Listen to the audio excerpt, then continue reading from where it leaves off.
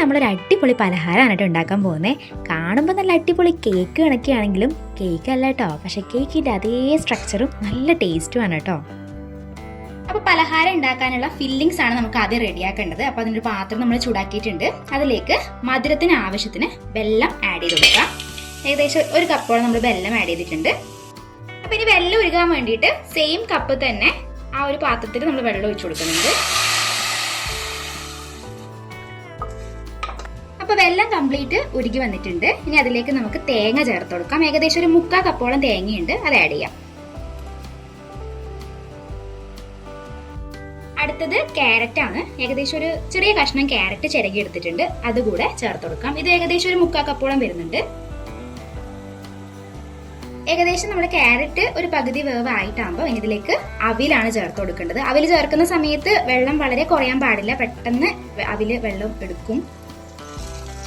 വെള്ളയവിലാണെങ്കിലും ഉപയോഗിക്കാം. ഇത് നമ്മളത് മറ്റേ ചോന്നവിലല്ലേ, വേറെ അവിലായാലും മതി.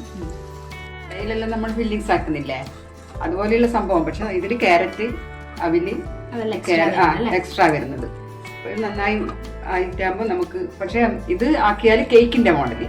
നമ്മൾ അടയാക്കുമ്പം ഇലയിലെല്ലാം പരത്തി അങ്ങനെ ആക്കുന്നതല്ലേ, ഇത് അതിന്റെ ആവശ്യമില്ല. ഇത് വേറൊരു തരത്തില് ഒരു ഡിഫറെന്റ് ടൈപ്പിലുള്ള ഒരു കേക്ക് അല്ലേ. അടേന്റെ രീതിയിലുള്ള ഫില്ലിങ്സ് ഒക്കെയാണ് വരുന്നെങ്കിലും അടയായിട്ട് ഒരു ബന്ധവുമില്ല. ഒരു ഡിഫറെന്റ് ടൈപ്പില് സ്വീറ്റ്സ് ആയിട്ടുള്ള ഒരു കേക്കാണ് നമ്മൾ ഉണ്ടാക്കുന്നത്. നമുക്ക് എന്തായാലും ബാക്കി നോക്കാം. ഇതിനിപ്പം കുറച്ചൊന്ന് ഡ്രൈ ആവണം, ഇത്തിരി കൂടി വെള്ളപ്പറ്റുണ്ട്. അതൊന്ന് മാറിയിട്ടാകുമ്പോൾ നമുക്ക് ഫ്ലെയിം ഓഫ് ചെയ്യാം.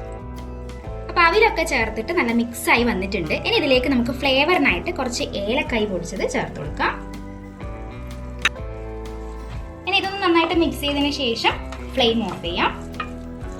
ഇനി ഇതിന്റെ മെയിൻ ആയിട്ടുള്ള ബാറ്ററാണ് നമുക്ക് റെഡിയാക്കേണ്ടത്. അപ്പോൾ അതിന് വേണ്ടിയിട്ട് മിക്സി ജാറിലേക്ക് ഏകദേശം 1 കപ്പോളം വെള്ളം ആഡ് ചെയ്യുന്നുണ്ട്. നമ്മൾ നേരത്തെ കാണിച്ച ഈ ഒരു പാത്രത്തിലാണ് നമ്മൾ 1 കപ്പ് വെള്ളം ഒഴിച്ചിട്ടുള്ളത്. ഇനി 1/4 കപ്പ് റവ. ഇനി റവ ചേർത്ത സെയിം അളവിൽ, അതായത് 1/4 കപ്പ് തന്നെ അരിപ്പൊടിയാണ് ചേർത്ത് കൊടുക്കുന്നത്. മിനുസുള്ള നന്നായിട്ട് പൊടിഞ്ഞിട്ടുള്ള അരിപ്പൊടി എടുക്കുക, വറുത്തിട്ടുണ്ടാവണം കേട്ടോ. പിന്നെ അതുപോലെ മെയിനായിട്ട് ഒരു വലിയ നേന്ത്രപ്പഴം നമ്മൾ മുറിച്ച് വെച്ചിട്ടുണ്ട്, അതുകൂടി ആഡ് ചെയ്ത് കൊടുക്കാം. ഇനി കുറച്ച് മധുരത്തിനായിട്ട് എക്സ്ട്രാ ഒരു ടേബിൾ സ്പൂൺ പഞ്ചസാര ചേർക്കുന്നുണ്ട്. പിന്നെ ഫ്ലേവറിനായിട്ട് ഏലക്കായ. ഇനി കുറച്ച് കളറിനായിട്ട് കുറച്ച് മഞ്ഞൾപ്പൊടി ചേർത്ത് കൊടുക്കാം. 1 കപ്പ് വെള്ളം നമ്മൾ ഓൾറെഡി ആഡ് ചെയ്തിട്ടുണ്ടായിരുന്നു. ഇനി ലാസ്റ്റ് ആയിട്ട് ഒരു 1/2 കപ്പ് വെള്ളം കൂടി ചേർത്ത് കൊടുക്കാം. ഇപ്പോൾ കേക്ക് ടിന്നിൽ ഒരു പേപ്പർ നമ്മൾ വെച്ചിട്ടുണ്ടായിരുന്നു. പിന്നെ അതിൽ കുറച്ച് നെയ്യൊക്കെ തടകി വെച്ചിട്ടുണ്ട്. ഇനി ഇതിലേക്ക് നമുക്ക് ബാറ്ററും ഫില്ലിങ്സ് ഒക്കെ ഒഴിച്ചു കൊടുക്കാം. കേക്കൊക്കെ ലെയർ ചെയ്യുന്നത് പോലെ ആദ്യം ഒരു ലെയർ നമുക്ക് ഒഴിച്ചിട്ട് അതിൻ്റെ മുകളിലേക്ക് നമ്മളിപ്പോൾ ഓൾറെഡി ഉണ്ടാക്കി വെച്ചിട്ടുള്ള ഫില്ലിങ്സ് ആണ് സ്പ്രെഡ് ചെയ്ത് കൊടുക്കേണ്ടത്. 2 ലെയർ മാത്രമേ ഉള്ളൂ. അപ്പോൾ ഉണ്ടാക്കിയ ഫില്ലിങ്സ് കംപ്ലീറ്റ് ഇതുപോലെ അങ്ങോട്ട് വെച്ച് കൊടുക്കുക.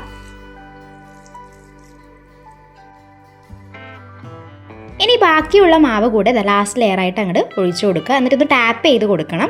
പിന്നെ അതുപോലെ നമ്മുടെ ആവി പാത്രത്തിൽ വെള്ളമൊക്കെ വെച്ച് നന്നായിട്ട് തിളച്ചതിന് ശേഷം ഇതുപോലെ അങ്ങോട്ട് വെച്ച് കൊടുത്തിട്ട് ഒരു ഡെക്കറേഷന് വേണ്ടിയിട്ട് കുറച്ച് ജെറിയാണ് കേട്ടോ നമ്മൾ മുറിച്ചിട്ട് ആഡ് ചെയ്ത് കൊടുക്കുന്നത്. നിങ്ങൾക്ക് ഏത് വേണമെങ്കിലും, നട്ട്സ് ആയാലും ഏത് വേണമെങ്കിലും യൂസ് ചെയ്യാം. അപ്പോൾ ഏകദേശം ഒരു മീഡിയം ഫ്ലെയിമിൽ ഏകദേശം ഒരു 25 മിനിറ്റോളം വെച്ചിട്ടുണ്ടായിരുന്നു. അപ്പോഴാണ് ഏകദേശം കുക്കായി വന്നത്. ഇതുപോലെ ഒന്ന് ടെസ്റ്റ് ചെയ്ത് നോക്കണം കേട്ടോ.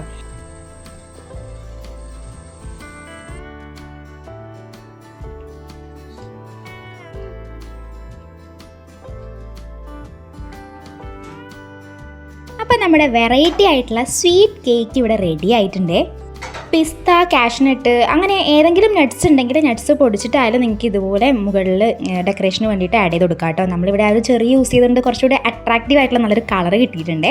പിന്നെ അതുപോലെ തന്നെ ചെറിയ നല്ല ഇങ്ങനെ അതിൽ നല്ല മിക്സായി കിട്ടിയിട്ടുണ്ട് ഇതിൻ്റെ കളറ്. ചൂടൊക്കെ ഒന്ന് ആറിയതിന് ശേഷം അങ്ങോട്ട് കട്ട് ചെയ്തെടുക്കുകയാണെങ്കിൽ കറക്റ്റ് കട്ട് ചെയ്തെടുക്കാൻ പറ്റുന്നുണ്ട് കേട്ടോ. നല്ല അടിപൊളിയായിട്ട് നല്ല സോഫ്റ്റായിട്ട് അങ്ങോട്ട് പോകുന്നുണ്ട്.